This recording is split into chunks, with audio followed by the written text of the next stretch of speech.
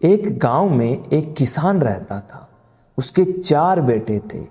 किसान मेहनती था, लेकिन उसके चारों बेटे आलसी थे। किसान उन्हें समझाया करता था, पर उनमें कोई असर नहीं होता। किसान जब बूढ़ा हो गया और उसे लगने लगा कि अब उसके कुछ ही दिन बच गए हैं, तो उसने अपने चारों बेटों को बुलाया और उनसे कहा, सुनो बेटों, अब मैं कुछ ही दिन का मेहमान हूं।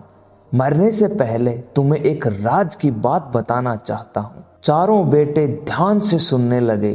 किसान ने आगे कहा, अपने खेत में अपार धन गड़ा हुआ है। मेरे मरने के बाद तुम खेत को गहराई तक खोदना, तुम्हें धन मिल जाएगा। तुम लोग आराम से अपना जीवन बिताना। चारों बेटे खुश हो गए। उन्हें लगा कि अब उन्हें सारी जिंदगी काम नहीं करना पड़ेगा। कुछ दिनों बाद किसान की मृत्यु हो गई। उसका अंतिम संस्कार करने के बाद चारों बेटे खेत में जाकर खुदाई करने लगे।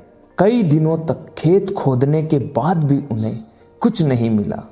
उन्हें अपने पिता पर बहुत गुस्सा आया, लेकिन उन्होंने सोचा कि जब खेत खुद ही गया है तो यहाँ धान बो देते हैं।